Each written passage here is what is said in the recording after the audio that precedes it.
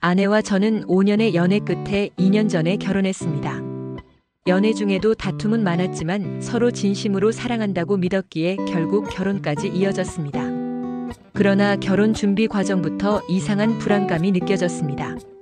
아내는 결혼 약 9개월 전 직장을 그만두었고 친구들과 동업을 한다며 창업을 시도했지만 몇 달 만에 불화로 해체되었습니다. 이후 아내는 출산 전까지 약 2년간 아무런 사회생활도 하지 않고 백수로 지냈습니다.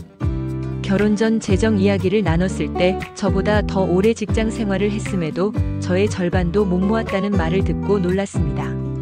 그러자 아내는 나를 돈으로 보고 사랑했냐며 울고불며 난리를 쳤습니다. 저는 단지 현실적인 대화를 하려던 것뿐인데 아내는 감정적으로 폭발했습니다. 결혼 1년 전쯤에는 카드값이 1,000만 원이 됐다며 저에게 갚아달라고 요청했습니다. 이유를 물으니 결혼 전 여행, 쇼핑, 혼수 일부 구매 비용이었고 친구들과의 동업 실패로 더 늘어났다고 했습니다. 결국 저는 1,000만 원을 대신 갚아주고 다시는 이런 일이 없게 하자고 다짐했으며 이후엔 제 허락 없이 카드를 쓰지 않기로 약속했습니다. 결혼 후에는 아내가 출산을 하면서 경제력은 제가, 양육은 아내가 담당하기로 했습니다. 임신도 순조롭게 되어 주변의 축복 속에 첫 아이를 맞이했습니다. 아내의 과거 금전 문제는 있었지만 진심으로 반성하는 모습을 보였기에 한 번은 믿어보기로 했습니다. 그러나 출산 2달 뒤부터 이상 징후가 나타났습니다. 아내가 극심한 산후 우울증을 겪기 시작한 겁니다. 아이 안고 한강에서 뛰어내리고 싶다, 나는 없어질게 같은 극단적인 말을 하며 제 출근을 막거나 울부짖었습니다.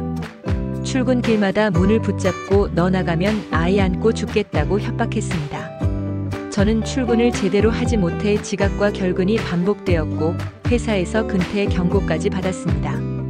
저는 아내를 위해 퇴사를 고민했지만 가족의 생계를 위해 6개월 휴직을 선택하고 육아와 아내를 함께 돌봤습니다. 그러나 상황은 나아지지 않았습니다. 아내는 밤마다 아프다며 잠을 못 자게 했고 새벽마다 물 좀 떠줘, 이불 덮어줘, 어깨 주물러줘라며 저를 불러 세웠습니다. 피곤에 못 이겨 거절하면 주먹으로 복부를 치거나 손톱으로 핥히는 폭력도 있었습니다.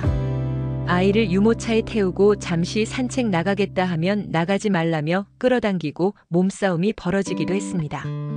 잠도 제대로 못 자고 출근도 못하고 육아까지 떠맡은 채로 제 정신이 점점 무너져갔습니다. 결국 새벽에 집을 뛰쳐나와 처가에 전화를 걸며 며칠만이라도 아내를 데리고 있어 달라고 요청했습니다. 그러나 처가 부모님은 덩치 큰 내가 맞았다는 게 말이 되냐며 오히려 저를 탓했습니다. 내가 우리 딸을 사랑으로 돌보지 않아서 그런 것이라고 하며 화를 냈습니다. 다음날 아내를 데리러 오면서는 착하고 참한 우리 딸이 너 같은 인간 만나 인생 망쳤다고 막말을 퍼부었습니다. 저는 참다 못해 제가 카드값 1,000만 원을 다 갚아줬을 때 당신들은 도와준 적 있냐고 받아쳤고 결국 아내는 아이를 남겨두고 처가로 갔습니다. 저희 부모님은 이 사실을 알고 지금은 이혼보다 회복이 우선이다. 내가 복직해서 경제력을 지키고 아이는 우리가 돌볼 테니 일단 내 몸부터 챙겨라고 하셨습니다. 부모님은 처가를 만나 산후 우울증이 원인이니 아내의 치료를 도와주고 부부는 잠시 떨어져 지내며 시간을 가지자고 합의했습니다. 하지만 처가는 이를 지키지 않았습니다.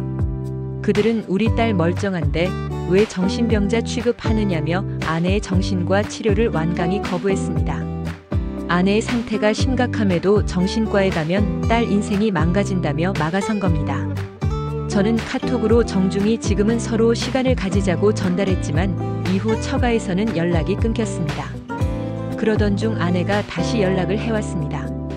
미안하다, 다시 집으로 돌아가고 싶다고 말했습니다. 하지만 제가 제시한 산후 우울증 치료와 사회생활 참여 조건에는 아무런 답을 하지 않았습니다. 저는 이번 별거를 통해 아내가 스스로 반성하고 변화할 기회를 주고 싶었습니다.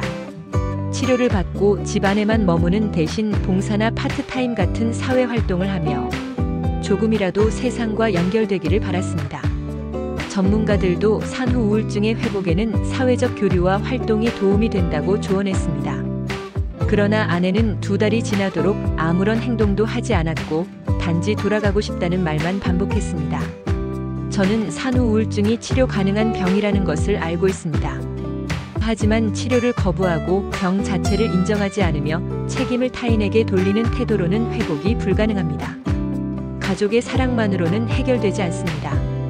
저는 아내의 병을 이유로 모든 행동을 용서할 수는 없다고 생각합니다. 저와 아이 모두에게 안전하고 평온한 환경이 필요하기 때문입니다. 폭언과 폭행, 협박이 반복되는 집안에서 아이를 키우는 건 불가능합니다. 그동안 저도 저희 부모님도 이 가정을 지키기 위해 정말 많은 노력을 했습니다. 그러나 아내의 의지가 전혀 보이지 않는 지금 더 이상 기다리는 것이 과연 옳은가 하는 의문이 듭니다.